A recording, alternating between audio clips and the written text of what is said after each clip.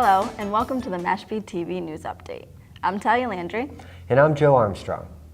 The Mashpee Board of Selectmen are making plans to approach taxpayers about funding the town's massive wastewater initiative, after learning that Pomponesset and Wakeby Bays are severely impaired.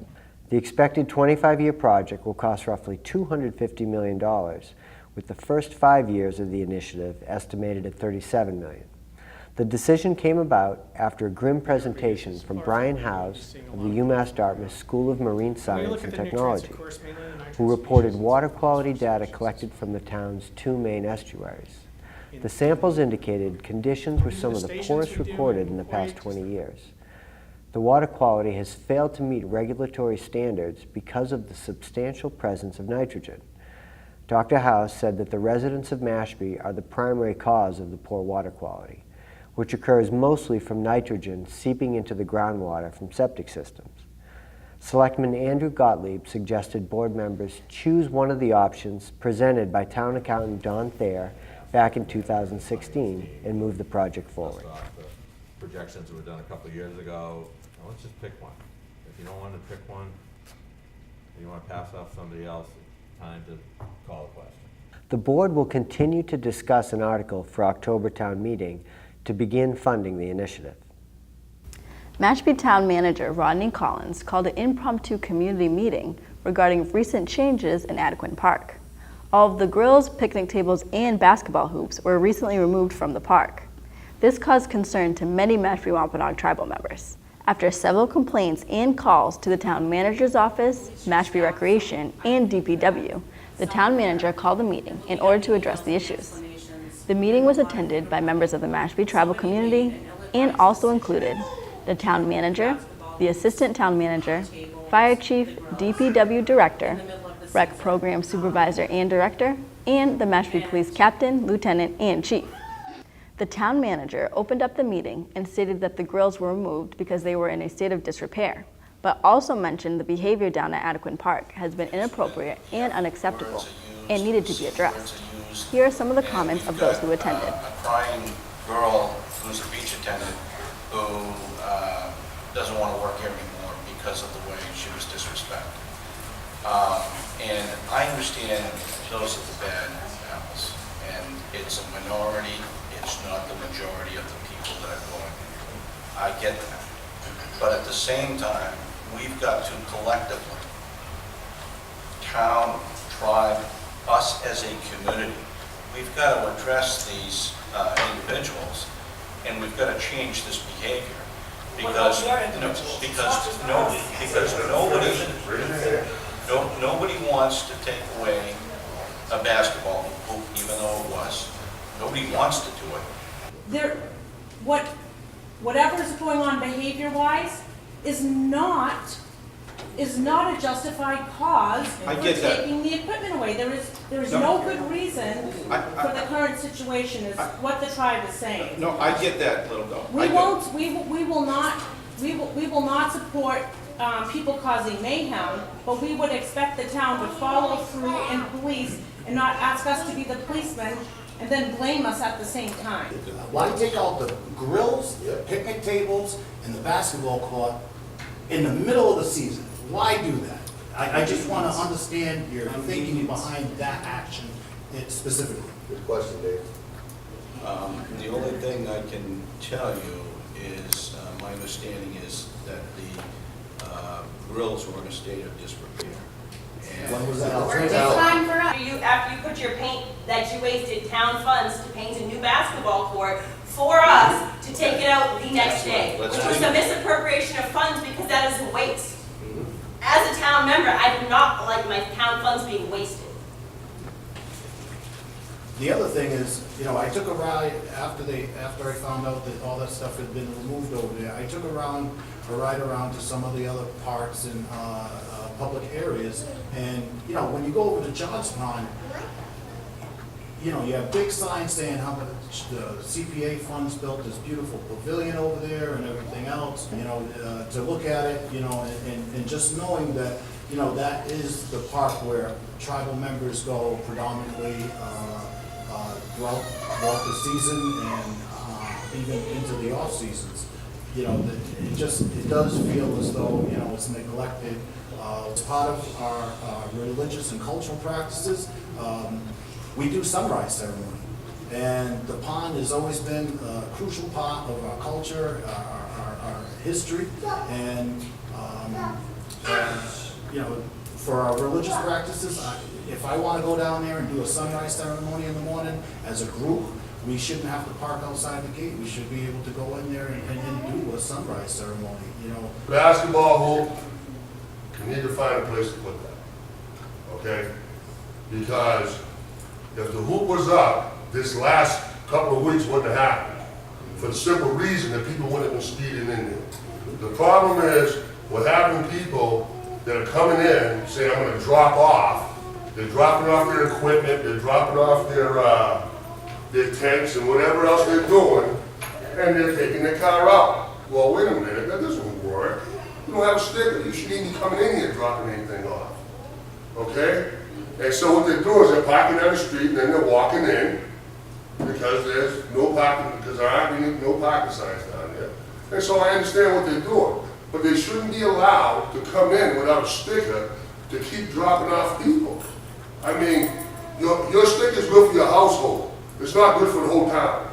You see what I'm saying? So when cops come down there and say, look, just let him go at it, let him go at it, and we hear you say that, and then when a man pulls out a 16-inch fillet knife in front of my children as they're crying, and nothing is done by that, nobody's arrested, nothing happens, it's hurtful, you know, because then we're acted as we're the ones that are doing all this aggressive movement when we're not. The town manager did personally apologize on behalf of the town for the poor timing of the removal, but could not clearly answer why they were removed before others were ordered. He did say the new grills will be arriving at the end of August. Identify grills that were in a state of disrepair, and it wasn't just at Attaquin, it was also at John's. And we did order new ones, and quite frankly, we didn't realize that there was going to be a shipping duration that certainly puts you at a disadvantage down at Attaquin. Recreation Department Director Mary Bradbury responded to some of the comments by stating that there was no intent to remove and not replace the equipment, and that there were tables and grills removed from John's Pond as well. Both at John's Pond and Attaquin, there were several found that had been defaced, carvings, splintered, broken, that sort of thing. So at the same time, we removed John's Pond picnic tables that were in disrepair, and the two wooden ones, the metal one remains, and we will replace those as well. There is no intent whatsoever to remove and just... At the end of the meeting, issues were left unresolved. As a result, the formation of an Attaquin Park committee was discussed, as well as increased self-policing. Thanks, Talia. Responding to concerns from the public, the Harbor Master's Office in Mashpee recently increased its patrols of Mashpee-Wakeby Pond. On July 3rd, a young boy was tubing on the pond when he fell off and was run over by another boat. The boy survived the accident but had serious injuries. Earlier this year, a swan on the pond was purposely targeted by a boater who allegedly ran over the bird, which later had to be euthanized. The director of the Mashpee Department of Natural Resources, Richard York, said that the department increased patrols on the large pond this past weekend, which included inspecting boats for the right safety equipment, issuing warnings, and writing citations for improper boating. Members of the Mashpee Planning Board say they are at a standstill with Mashpee Commons because of a lack of commitment on the part of the development to affordable housing and other mitigation for a proposed mixed-use expansion. Mashpee Commons representatives met with the Planning Board Wednesday to go over the fine details of the 250-plus pages of the proposed zoning changes. Planners voiced concern that the developer has not offered enough to the town in exchange for building so densely and with heights up to 5 stories. Prior to Wednesday's discussion, the Planning Board submitted its own article to the town meeting warrant that would require any developer hoping to use the form-based code to set aside 15% of the proposed housing units to affordable housing. A developer also would be required to set aside 1 acre of conservation land for every acre developed. Commons Representative Russell Preston said they can't move forward with those requirements. Our ask is so big too. Planning Chairman Mary Wagan said that parts of the Mashpee Commons proposal is asking a lot from Cape Cod residents. She noted that some parts would include more than 40 housing units per acre, a high density for the region. The board's engineering consultant, Charles Rowley, questioned the amount of oversight the board would ultimately have over the project and recommended further scrutiny and assistance of legal counsel. Wednesday's hearing lasted about 2 hours, relatively short compared to the planning board meeting with Mashpee Commons officials at the end of June, which lasted 4 hours and had a fair amount of uncomfortable moments and finger-pointing. Talia, it'll be interesting to see if this article makes it on the warrant at town meeting. Yeah, especially because a lot of the community members have come out to speak about the issue. In other news, the Mashpee-Wampanoag tribe was in Washington, D.C. for a legislative hearing on Indian affairs to give testimony on the Mashpee-Wampanoag Tribe Reservation Reaffirmation Act. Chairman Cedric Cromwell gave a 5-minute statement that was followed by questions from the House Subcommittee on Indian, Insular, and Alaska Native Affairs. The questions were directed to both Chairman Cromwell and Darrell Lacombe, Acting Director of the Bureau of Indian Affairs. Both were given opportunities to answer inquiries from committee members. With you all? You know, Mashpee had always been there. You know, we had the first Indian district. Lacombe was very vague in his answers and couldn't commit to the Department of Interior taking a position on the bill. I am prepared to take no position on the bill today.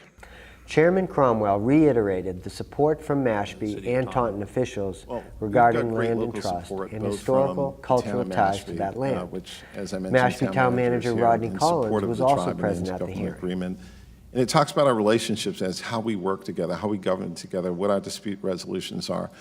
Mashpee's signature holiday display will remain as festive as ever this upcoming holiday season, as the trees around the Rotary have been replaced earlier this month. 2 new Norway spruces were planted thanks to the joint effort by the town, the Mashpee Chamber of Commerce, and a private donor. Private donor Maria Conlon donated on behalf of her son, Private First Class Paul Edward Conlon, Jr. of Mashpee, who died in combat in Afghanistan. The town will host a dedication ceremony of one of the trees on August 15th, on the 10th anniversary of PFC Conlon's death. Mashpee Public Schools may become the latest district to replace Columbus Day with the celebration of Indigenous Peoples Day on its calendars. Mashpee School Committee member George Smith proposed renaming the holiday on the Mashpee School calendars at the committee's meeting on Wednesday, July 18th. A day that is set aside for this individual who did all of that. And I just think it is time for us to look at that and decide whether or not we, as a school committee, want to rename it to another name, which I'm calling Indigenous Peoples Day. Indigenous Peoples Day is a national movement that aims to change the way people think about the settlement of the Americas and replace a holiday dedicated to Christopher Columbus with a celebration of indigenous cultures. The Mashpee-Wampanoag tribe has already renamed the holiday on tribal calendars and stated they would be pleased if the Mashpee schools were to take this step. The vote will likely be held at the school board's next meeting on August 22nd. And that's all we have for this edition of the MashpeeTV News Update. Stay tuned for more updates and check us out on Facebook, Twitter, and Instagram. And be sure to subscribe to our YouTube channel to keep up with all the content you care about. And before you head out, in honor of National Intern Day, check out this short production from our intern, Ben Ayotte. For MashpeeTV, I'm Joe Armstrong. And I'm Talia Landry.